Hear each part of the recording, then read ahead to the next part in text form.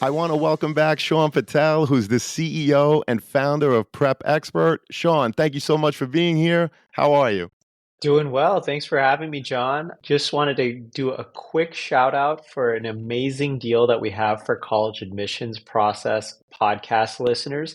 We're offering 30% off all Prep Expert SAT and ACT courses and tutoring. It's live online. We've got the best score improvement guarantees in the industry. You'll get taught by 99 percentile instructors, and you can save 30% off when you go to the show notes of the College Admissions Process podcast.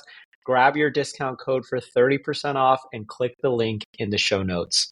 Thank you, Sean. So great to have you again. And to everyone out there, please note that if you make a purchase through any of our affiliate links, the podcast gets a commission. But rest assured that we would only promote products that we believe in and feel would benefit our listeners. Thank you all and best wishes. Welcome to the College Admissions Process Podcast. I am your host, John Durante, and today it gives me great pleasure to introduce to you Jeff Selingo. Now, Jeff is an award-winning journalist who has reported on higher education for more than 2 decades. His writing has appeared in many major publications, including the Washington Post, the New York Times, the Atlantic, and the Wall Street Journal. He is a special advisor to the president of Arizona State University and has also served as visiting scholar at Georgia Tech. Jeff Selingo is also the best-selling author of many books, including Who Gets In and Why, A Year Inside College Admissions, where Jeff had the opportunity to write about the time he spent in 3 admissions offices during their application review process. Those schools included the University of Washington, which is a public school, Davidson College, which is a small liberal arts school, and Emory, which of course is a private school in the great city of Atlanta, Georgia. Jeff and I met at the NACAC conference in Baltimore, which is the National Association for College Admissions Counseling. And it is a great pleasure to have him here today, as I know he will bring so much value to our audience. So, Jeff, welcome and thank you so much for being here. How you doing today? I'm doing well. Thanks for having me on. It's a pleasure, Jeff. And so let's just start by asking you, can you share a bit more about your background and talk to us about what inspired you to dive into the world of college admissions, leading to the writing, of course, of the great book, Who Gets In and Why? So, I've been in and around higher ed for more than 25 years. I spent 16 of those years at the Chronicle of Higher Education, where I essentially covered every beat except admissions, actually. And I was writing a lot about higher education, written 2 previous books to this one. And most people would ask me 2 questions all the time about higher education when they found out I was covering colleges and universities. They would say, one, why does college cost so much? And second, why is it so hard to get into college? And to be honest with you, the former question is impossible to answer. The latter question, though, is, I thought it's really actually not as hard as I think people think it is. The average acceptance rate of an American college or university is 65%. So, most of the colleges that we're talking about that are quote unquote hard to get into are among, the most selective colleges and universities in the country. Maybe 200 at the most have a acceptance rate under 50%. So you still, even in those, you still have, institutions that are around 40, 45%, which I think is a pretty good chance. And again, most institutions accept most students. And so that was really what pushed me to write this book, is that I wanted to show exactly how does it work at some of the more selective places, so that people understood, okay, that's what it takes to get into the most selective places. How do I get into now everywhere else? And that was the purpose of the book. Well, we appreciate that intro. And Jeff, what are some of the most surprising insights you gained during your time observing the admissions process firsthand, of course, in the various admissions offices that we mentioned earlier, namely Emory, Davidson, and again, the University of Washington? Probably, the biggest takeaway is that we tend to think admissions is about the students, is about the seniors applying to college. It has everything to do with the college and university, and not very much to do with the students at all, right? It is very much a process driven by the colleges and universities. It's about their priorities, and their priorities are delivered through the admissions office. Whether that is they want more full payers, they want more kids from a certain geographic part of the country. They could be very narrow in terms of they need a third baseman for the baseball team, things like that. So it is all about their priorities, which is one big takeaway from the book. The second is that it is a process that we spend a lot of time as consumers on. Parents and students spend a lot of time, visiting college, thinking about colleges, and it is over, or a student is accepted pretty quickly. They may be seen a couple of times. They may be seen by a committee. They may be seen by an individual in terms of reading the application. But for the most part, especially at these more selective places that are getting thousands and tens of thousands of applicants in some cases, they may look at an application and consider it for only a couple minutes, sometimes maybe 10 or 15 minutes. So we tend to put a lot of effort into these applications.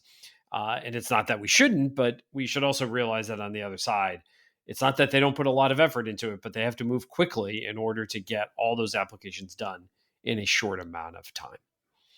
And of course, there's so many schools that receive tens of thousands of applications. So you're right. You think about the months, if you will, of time that students put the applications together. And yet on the other side, many times, it's no more than 10 minutes in terms of the review. So, Jeff, from your experience, what are some other misconceptions that students and parents have about college admissions? I think that so the biggest misconception I think is that it's hard to get into. I think the second misconception is that uh, I think that they tend to think, oh, the most selective schools are also the most generous in terms of financial aid. And that is true for those institutions that are among the most selective, where students are on financial aid, right? Most, as I call them in my book, the sellers. These are schools that are inundated with applications. And on top of that, they have very generous financial aid programs, but most of that money, in fact, almost nearly all of it, goes to students who have financial need. The vast majority of colleges and universities are buyers, as I call them in my book. They need to fill their classes. It's not that their education is any lesser. It's very good. There's a lot of good buyers out there. It's just that they can't easily fill their classes like the very, very selective colleges and universities. And so they have to give out a lot of merit aid, which are essentially coupons, discounts. And a lot of students don't realize this until after the admissions process is over, when they're getting their financial aid packages. And I think if students start to think about the world as these buyers and sellers, and that they balance their list between buyers and sellers, college is actually much more affordable, especially for middle and upper middle class families, than they think it is. Because what's been happening in higher education over the last 15, 20 years is essentially we have this barbell that's happening where the very wealthy can easily pay full price. The poorest students, not that it's easy, but they are getting between Pell Grants and institutional financial aid on the need based side. They're getting perhaps their entire need met, not everywhere, but again at some places. But there's this vast middle that they make too much money to qualify for need based aid, but they don't make enough money to pay for full price. Those are the people that are really getting squeezed out of a lot of places. And I think they really need to pay a lot more attention to the buyers, as I call them. And Jeff, in your book, Who Gets In and Why, you touch upon a lot, including things like the impact of socioeconomic factors on admissions, which of course you just touched upon again right here in this conversation. Can you share examples of how colleges consider applicants' backgrounds and socioeconomic status in their decisions?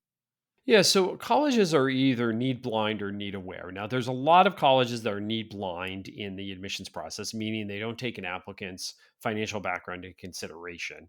But it doesn't mean that they are necessarily generous with financial aid. So some colleges are need blind and meet full need, full demonstrated need.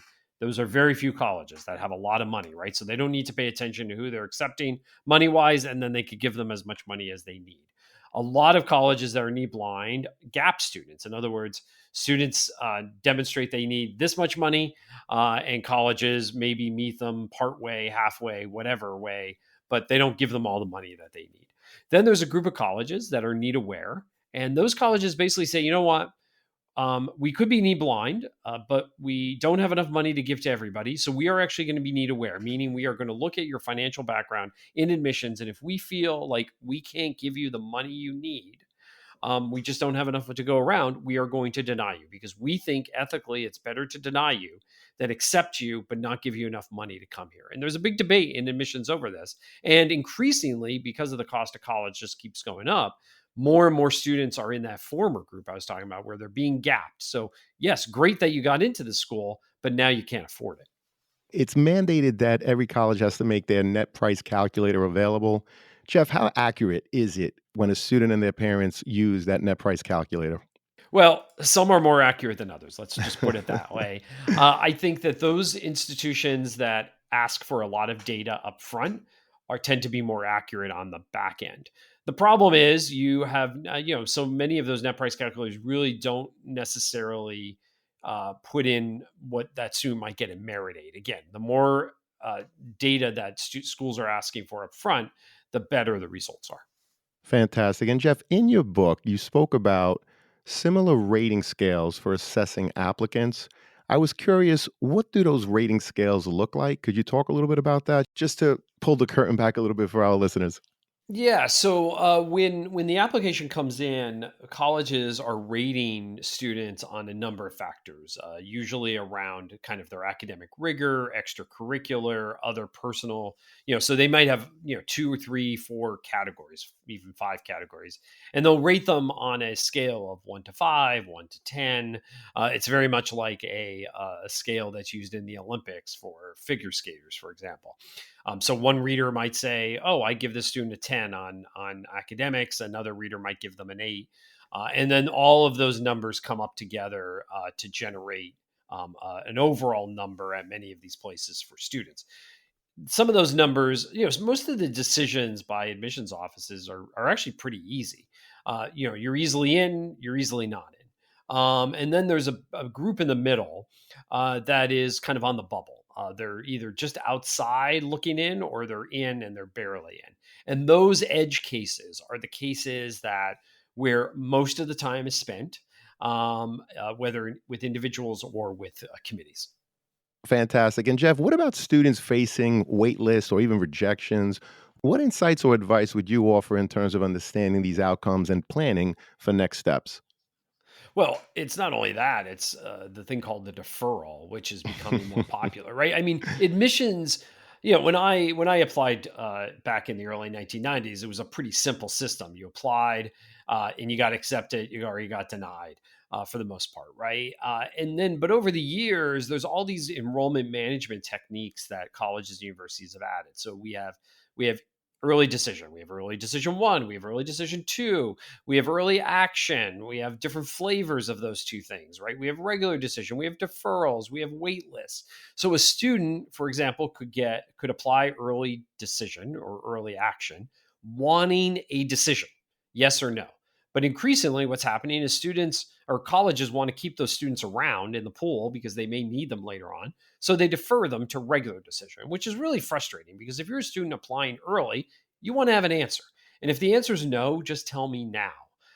This is really frustrating to me, especially early action, because some schools are deferring perhaps 10, 20, 40, 50, 60% of students, and they're never going to accept those students later on. Then you might get waitlisted in regular decision. And those are students who are put on a wait list. Sometimes, by the way, the wait list might be bigger than the entire freshman class at a college. Some students decide they don't want to stay on the wait list. They've gotten in somewhere else and they'll go somewhere else. But those wait lists now tend to really drag on through the summer. I've heard of students this past year already moved in to a dorm at another college. They got off the wait list at their first choice and they moved out and left. Right. So, like, this process, I think, is not great for students. I think there needs to be a lot more transparency. I think a lot more data should be put in the hands of students so that when, for example, they get deferred in early, how many students were deferred?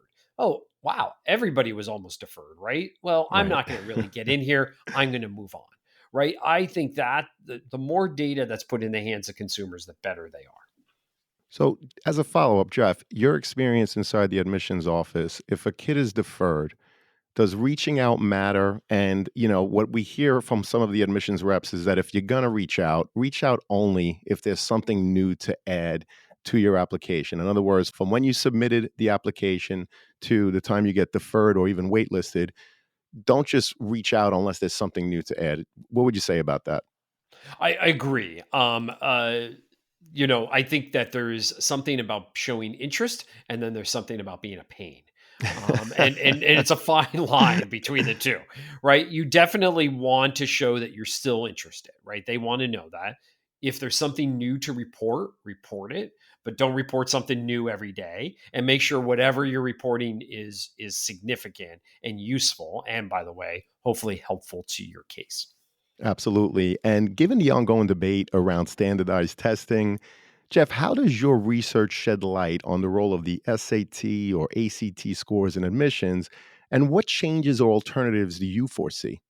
I find the whole use of standardized tests. I actually really thought when 600 plus colleges went test optional during the pandemic that most would come back, and we haven't seen that. Right, we've seen a few trickle back into the testing camp. Most have stayed test optional.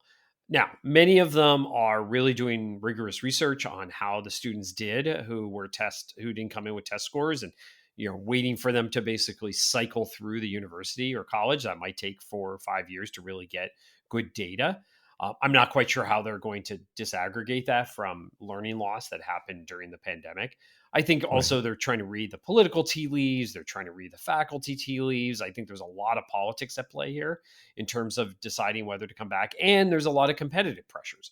If your competitors are test optional, you want to stay test optional. So I think everyone else is waiting for somebody to go back.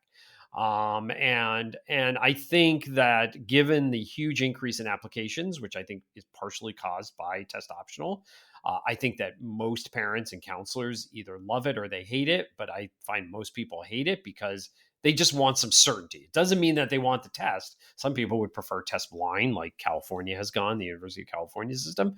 Like either take the test or don't take the test, but don't keep us in this middle ground, which I think is incredibly frustrating to students. I have no idea, John, what's going to happen. I really don't. Right. Again, I predicted wrong the last time, so I'm a little afraid to predict again.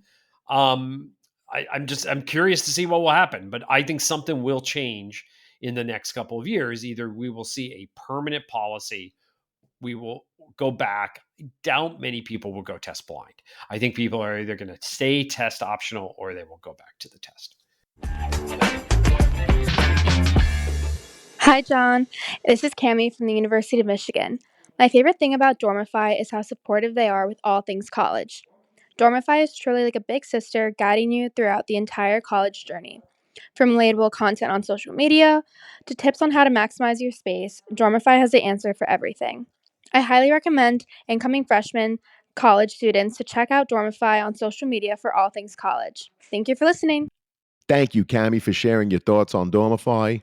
For those of you listening, be sure to check out our show notes where you could find our Dormify affiliate link and our most updated coupon code where you can save 15% on most Dormify products. As a reminder, our podcast does receive a small commission for purchases made through our affiliate link, but rest assured, we only promote products that we believe in and feel would benefit you, our listeners. Thank you, and best wishes to all. Well, we appreciate that. And Jeff, in your book, you spoke about some select schools dropping their test score requirements to accept students with lower scores while not affecting their overall ratings. Some of those students that don't submit scores submitted things like research projects from high school or clips from performances if they're musicians or actors. With AI becoming ever more available, do you see colleges going towards using clips from performances or examples of other work done in high school? And what other changes do you anticipate, if any? Well, I do think that colleges and universities will need to try to figure out like how do we ensure that the application is not, really done by AI. And I think the essay is a big question around how do we create prompts that are really personalized. We may go to more video clips that show the authentic student. We may go to more essay prompts that can be completed in real time and proctored in some way so that students can't chat GPT them. We may ask students for other pieces of work from high school, but we really don't know the quality of that or how that was done. I think AI is both a threat and an opportunity to college admissions offices. And I think the threat is, how do we avoid or make how do we make sure that we know the authentic student? I think the opportunity is there some work now that's done by humans in the admissions office that can be done by AI, which frees up time for these admissions officers to spend time in high schools and recruiting and talking to students and doing other work that's more human centered and student facing. So I think it's both a threat and an opportunity, but I think that they will start to think about, how can we ask for other assets in the application from students. Well, I think that's really interesting the way you put it in terms of putting AI in the position to help admissions offices. And, we know that there are so many that receive tens of thousands of applications when we're talking about the big schools. Jeff, as a follow up, you also spoke in your book, Who Gets In and Why, about a national clearinghouse for all students, just like the NCAA serves for potential student athletes, where students would include samples of their work from throughout their high school years. What do you think are the factors preventing, for example, the US Department of Education from making this a reality? There have been so many ideas over the years, a lottery system, a matching system like we use for medical residents and things like that.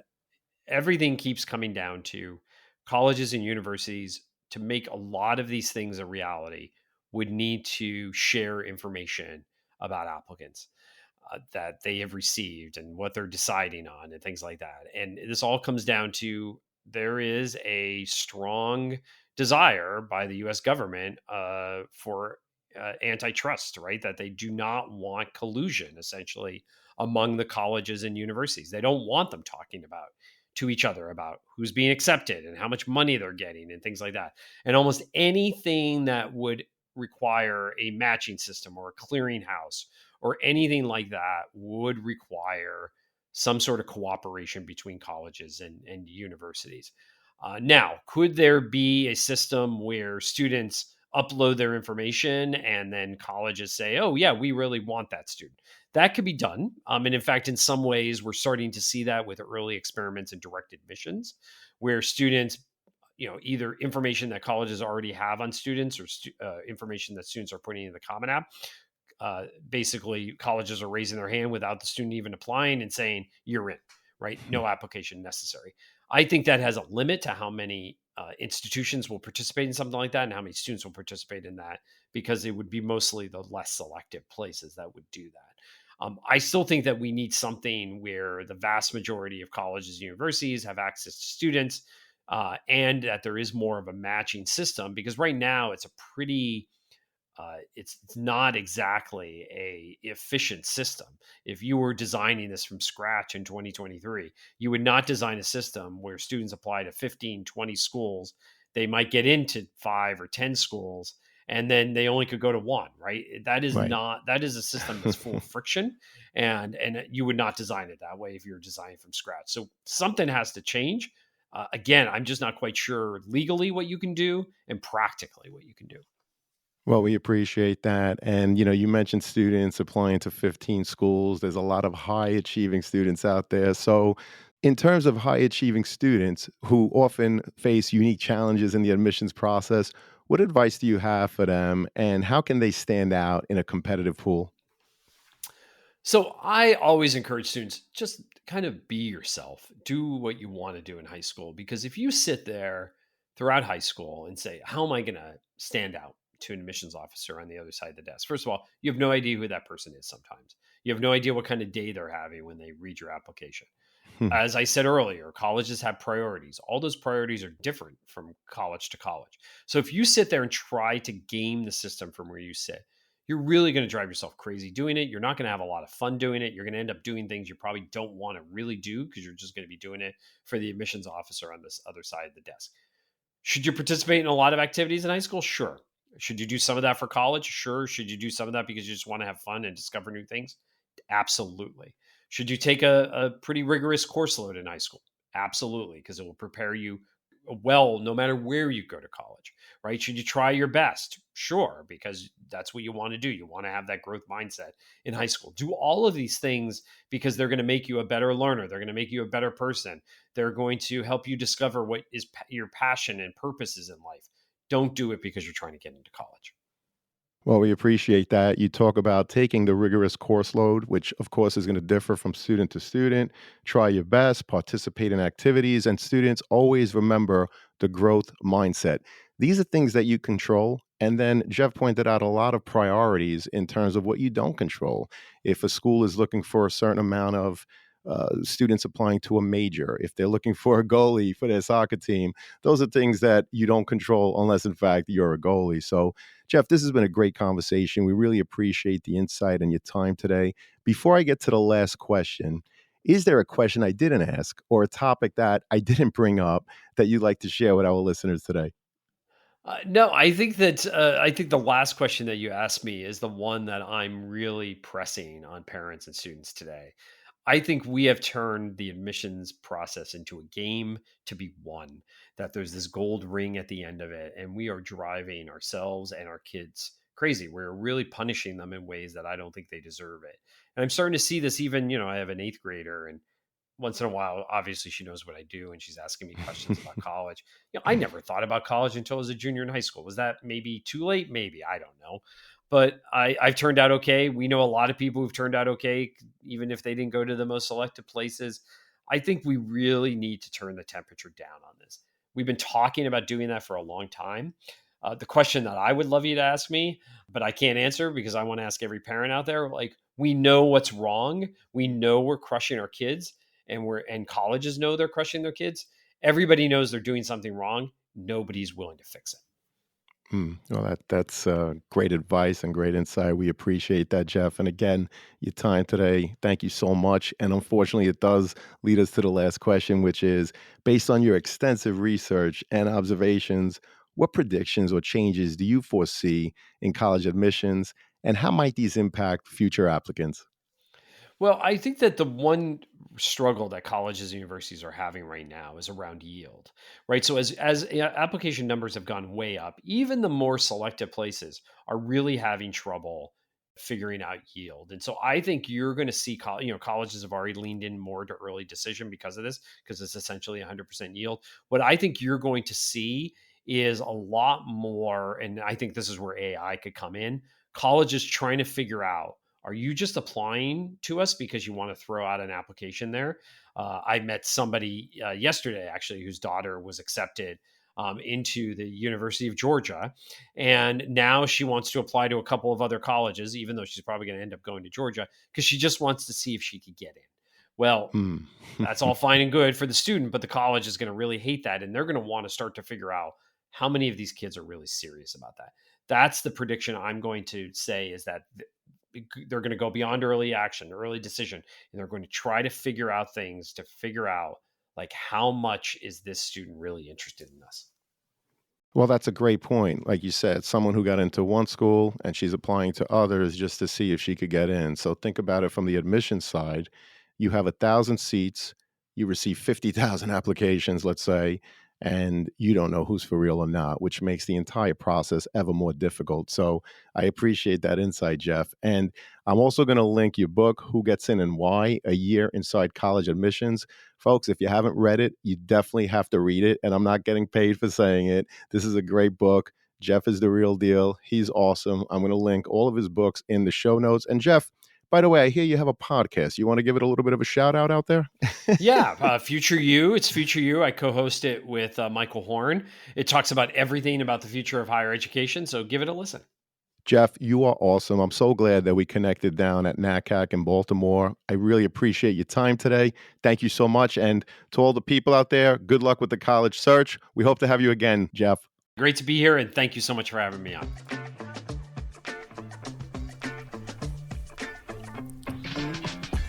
Thank you for joining us on this episode of The CAP, the College Admissions Process Podcast. We hope you enjoyed the show. If you did, please don't forget to tell a friend. And follow us on Facebook, Instagram, Twitter, and wherever you listen to your podcasts. I am your host, John Durante, and I look forward to seeing you on the next episode of The CAP. Hey John, this is Danny from the University of Rhode Island. Dormify is my go to for the most trend forward and unique products for all of my rooms over the years. I love that no matter how my style changes, I can always go to Dormify for inspo to style my space. I cannot recommend it enough for anyone wanting to make their space their own. Thanks so much, John. Thank you, Danny, for sharing your thoughts on Dormify. For those of you listening, be sure to check out our show notes where you could find our Dormify affiliate link and our most updated coupon code where you can save 15% on most Dormify products. As a reminder, our podcast does receive a small commission for purchases made through our affiliate link, but rest assured, we only promote products that we believe in and feel would benefit you, our listeners. Thank you, and best wishes to all.